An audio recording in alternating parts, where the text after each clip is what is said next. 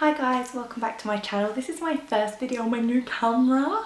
Today I am doing my birth and labour story. So some of you might be thinking, a little bit late, but as one of my friends on Twitter just said, better late than never. So I want to share this with you. I have noticed over the last couple of weeks how much Jacob is growing up. He's becoming a proper little boy, he's communicating, it is the most amazing thing to watch, but it's also very emotional that your little baby is growing up. And I just think, I don't want to forget about this. Giving birth was the most amazing experience ever. I'd love it to compare to having another child. You know, if Jacob wants to know about me giving birth to him, he can. But I love watching these stories, and I've watched so many, like so many birth and labour stories. I love the vlogs. Like I am 100% filming next time I'm in labour, like no questions. I am so gutted I didn't film my pregnancy, so gutted I didn't film the labour and do regular updates, because they're like some of my favourite videos to watch, and I think it's only fair that I watch so many that I share my own story. So hopefully it will help some people that are pregnant, and for the rest of you it might give you some light entertainment, because let me tell you, it was a little bit crazy. So bear with me if it's a little bit slow getting started. That's just for me because I want to remember everything, and I also think it kind of like, I don't know, it gives you a background and it gives you the build up of the story. You kind of need to know that to lead you up. Anyway, let's just get started. So I'm just going to tell you a little bit about my pregnancy. I didn't plan Jacob. We didn't plan Jacob. I've got polycystic ovaries and hadn't had a period for 3 years. Actually, I should probably say now, I'm not going to hold anything back. So if you're a little bit uncomfortable with goriness and vaginas, then probably click off this video. Anyway, yeah, I've got polycystic ovaries. I hadn't had a period for 3 years and we weren't trying for a baby. So Jacob was our little miracle. Saying that, obviously with having polycystic ovaries quite badly, I was being kept a watchful eye on. I've got rhesus negative blood, so again that was something that I had to be watched for, and I had a couple of injections during my pregnancy because of a fall as well. And I developed gestational diabetes, so safe to say I was a pretty high risk pregnancy, so much so that I would have gone on the higher risk pregnancy ward, and I also couldn't go past my 40 weeks. I think they'd have let me go like a couple of days over my full term, but I had to be induced. So let's start at the beginning. I had an induction date booked for the 10th of February, which was a Monday. And the Wednesday before, I had a stretch and sweep booked. So I went along to the hospital with my mum. I just didn't really expect a lot. I just really wanted to go there and just try and remain calm and get it over and done with. So I laid there and the midwife did her business, and she said, oh, you're already a centimetre to a push dilated, and you're, what is it called? Effaced. I think I still had like, I was only like 20% or something, but it had already started doing it on its own. She was like, that's really good, right? I'm going to give you like quite a vigorous sweep here, like brace yourself basically. And I just kind of sat there and carried on chatting to her, and I said to myself, if you relax and it's not painful, just try and be calm. And it, you know, it wasn't a pleasant thing, but it didn't hurt, it was just a bit uncomfortable. So then I went to Tesco's with my mum, had a walk around, and I was getting niggling pains and we were all giggling like, oh, it's gonna happen, it's gonna happen. Nothing did happen. And then on the Thursday, the next day, was mine and Jay's anniversary. So we said, right, let's go out for a curry. I was really hoping that I would go into natural labour before my induction date, even though I've been told the likelihood was pretty slim. So yeah, on Thursday we went for a curry, but during that curry, it was probably every like 10 minutes I was contracting, and it got halfway through the meal and we were like, okay, this is becoming more regular. It wasn't like every 3 or 4 minutes, but it was more than every 10 minutes, and obviously we weren't timing because we were having our dinner. And it got to a point where I was like, oh, I don't really feel comfortable sitting here, Jay, like, do you mind if we go? And they gave us a goodie bag, bless them, of the rest of our stuff, and we walked back to our flat. Bounced on my ball bit, and they were coming sort of every 5 to 6 minutes. And I was thinking, oh my God, this is it. I wasn't in pain, but it felt like what I thought contractions would feel like. So I went along to the hospital just to get checked out. They're like, you're 2 to 3 centimetres, like you seem like you're coping fine. If you're happy to go home, then we would advise that. And I was like, yeah, that's fine. I just wanted to like get checked out. As I say, I wasn't really in pain, but then I was quite excited because I was like, well, I'm, you know, another centimetre or 2 along from what I was yesterday. Friday come, Jay starts work, used to start work really early, so he had gone to work, and I rang him about 10 o'clock and said, look, my contractions are like every 6 minutes now. I've got a midwife appointment at 1, I'd quite like you to come with. Walked in, and they were probably every 4 to 5 minutes at this point, probably every 5 minutes, and I said to my midwife, I think I'm in labour, like I think I'm contracted, and she was like, what?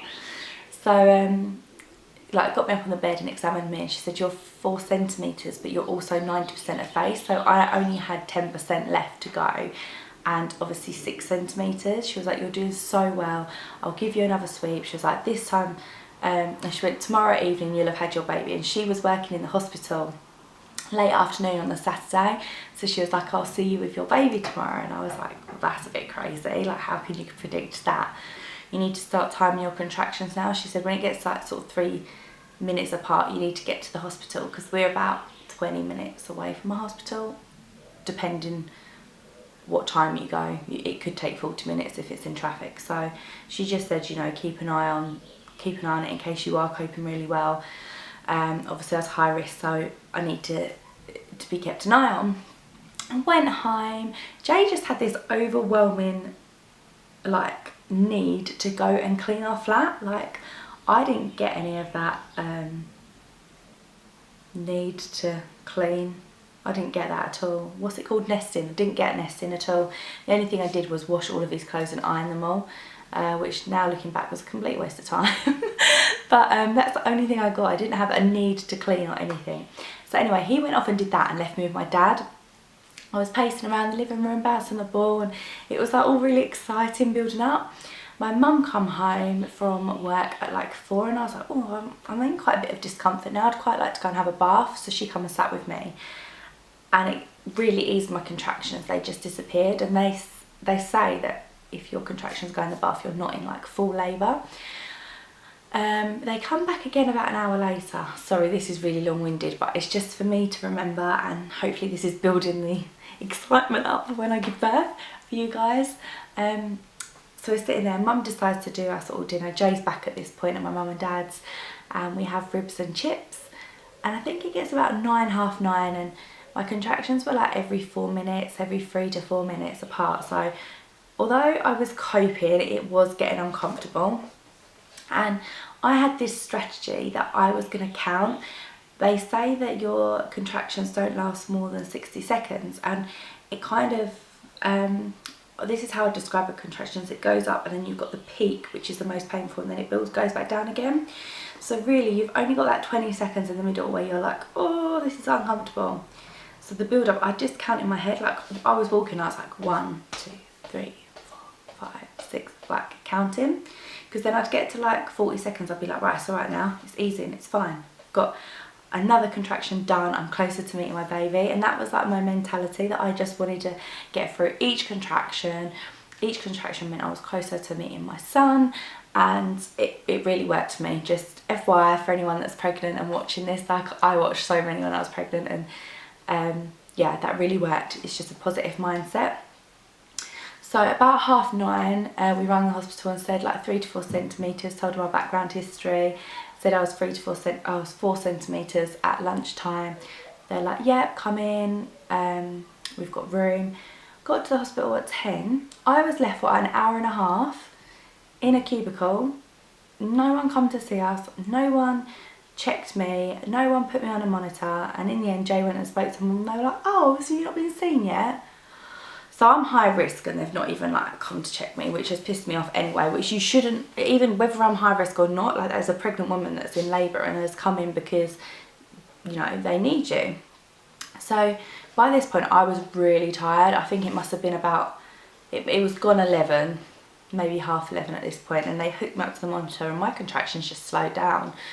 They were very painful when they came, but they were like 10 minutes apart, and the woman turned around and went, I'm not going to bother doing an internal check because I'm just going to, you know, interfere with things. I just want it to, you know, happen when it happens. And I said, well, you do realise I was 4 centimetres like at lunchtime and 90% effaced and I'm high risk. She was like, no, that's fine. I just think you should go home. And I said, can I have some strong paracetamol for when it gets painful again, just to see me through? She went, well, I'd rather not give it to you. You don't need it. So anyway, we got home about 12:30. Bounced on my ball for about half an hour, and then I was like, I need to try and get some sleep. But my contractions were coming like every 3 minutes, so I was like, I was actually managing to sleep in between. So I was having like a minute to 2 minutes sleep, waking up, having a contraction, going back to sleep again, which, you know, wasn't great fun. And all of a sudden I was asleep and I just went, like, I woke up and I was like, I don't know how to explain it, and it felt like a pop in my stomach, and I was like, oh, and it really hurt, and then all of a sudden the pain was really intensified. So I went and ran myself a bath, woke Jay up and told him what I was doing. I said, it's all right, you sleep. And he was like, no, I'm going to come sit with you. And I really had the urge to poo, like all this pain was shooting down my back. I don't know if that pop was my waters, by the way, because we actually don't know where my waters went. They didn't go during birth, and I didn't actually like feel my waters go or see them go. Got in the bath, kept saying I needed to poo because the pain was really, really bad. I felt sick. Jay thought I was hungry, so he went and got me some paracetamol and a chocolate bar. Took the paracetamol, took one bite of the chocolate bar and just threw up everywhere. And then he rang the hospital and they're like, are you going to get her here on time, or do we need an ambulance? And I was like, I don't need an ambulance, I'm fine. I was in quite a lot of pain at this point, so my contractions were every 2 minutes, lasted a minute, and I was trying to get my clothes on. I'd started bleeding as well, which scared me. Not like not pouring out or anything, but like it was there. And then I had to walk down the stairs of the flat, round to the back to the car park. And Jay was trying to put my shoe on while I was mid-contraction, and I've just gone crack, like whacked him around the head, like, get off! Okay, so we're in the car, and my contractions are lasting at least a minute, if not more, and I'm only getting a minute's break in between. I had so much pressure in my back and on my bum that I literally was lifting myself up in the seat. I had my hand here and my other hand down there, and I was like, I can't sit down. Sorry if I've gone a bit quiet. Jacob's down for a nap and he keeps disturbing, and he really needs to sleep because he's really tired, so bringing the volume down. Yeah, so I'm like, literally lifting my bum up and pulling myself up. I was like, I can't sit down, I can't sit down. Every time Jay went over a bump, I was like,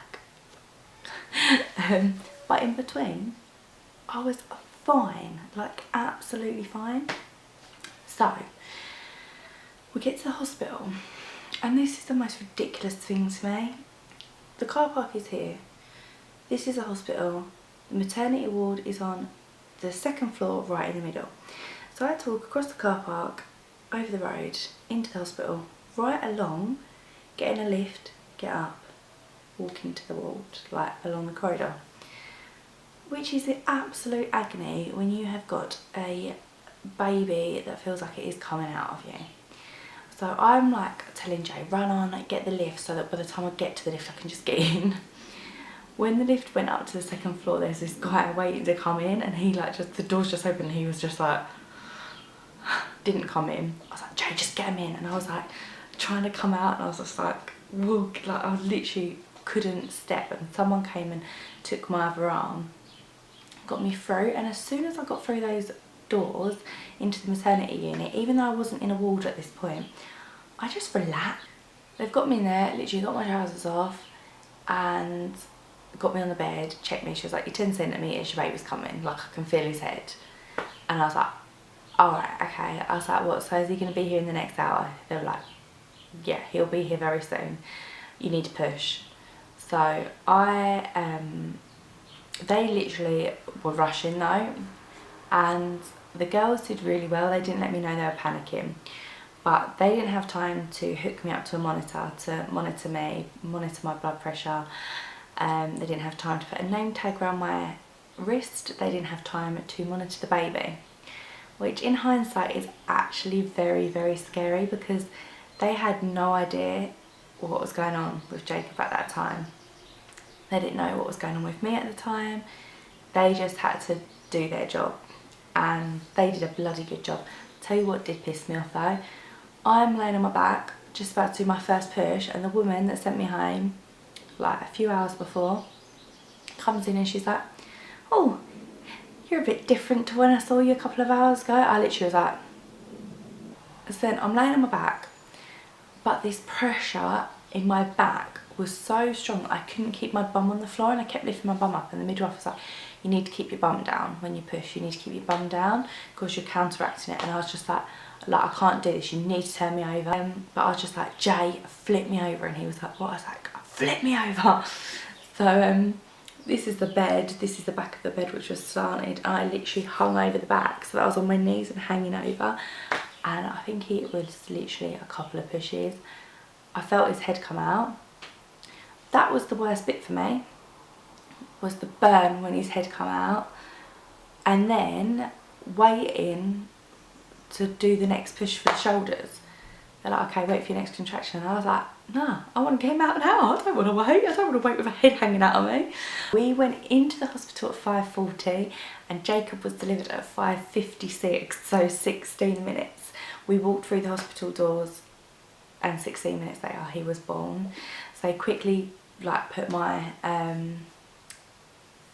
checked my blood pressure. They quickly obviously checked Jacob over, and he'd already pooed, and his head was like a cone because he had been ready to come out for a couple of hours. So shame on that midwife for sending me home, and now I really, really wish I'd made a complaint. I didn't get to have any pain relief. I didn't even really get to try it. One of the other midwives started to set up the gas and air, but by the time that it was there, he was already out. I didn't tear, I didn't scratch, I didn't get anything at all, and I'm not saying this is the reason, but I could feel everything because I had no pain relief. So when I was pushing, I knew exactly when to stop. I knew I could feel everything. I don't know whether that is the case, but I feel like that may have been a reason that I was so lucky with that. And I was very lucky in terms of having a straightforward birth. I know, like, obviously not everyone is as lucky as that. Next time it might be different, but it's freaking amazing. Giving birth is the coolest thing ever. I am very excited to do it again, although I don't think it'll be anytime soon. I think that's another video to come because everyone's asking me when the next baby is born. But yeah, we had to stay in overnight because of my negative. I've got rhesus negative blood, so I had to have an injection for that. And because Jacob was positive, he had the same blood type as his dad. So basically, if our blood had mixed at all while I gave birth, it could cause complications for my next birth. So I had to wait for that injection. And because I had gestational diabetes, Jacob had to be checked 3 or 4 times for his sugar levels. So it meant staying in overnight, which I hated. I hadn't slept, obviously, because I was in labour. And I hadn't had, you know, the best sleep for 3 nights, really, from when my contractions started. That night was no different. I didn't sleep. I literally walked around the corridors holding him because I was terrified that someone would come in and steal him. But yeah, that's my birth and labour story. I hope you enjoyed it. I would love to watch yours if I haven't already, so please leave your links down below. Anyone that's pregnant at the moment, good luck. Absolutely gutted that I didn't film pregnancy updates and vlog while I was pregnant and do my birth and labour story. So anyone out there that is pregnant or are trying for a baby, I cannot recommend enough like doing a vlog or a blog. And you don't even need to publish it. Like, if you don't want to share it with anyone else but yourself, just keep it there in your drafts. So yeah, I really hope you enjoyed this, guys. I would really love it if you subscribe to this channel. As I say, leave me a comment down below. I love talking about this sort of thing. I think I would be pregnant every single day if I could afford to have that many babies and have enough time to look after them all. But yeah, I hope you have a fantastic day, and I'll see you all guys, I'll see you guys soon.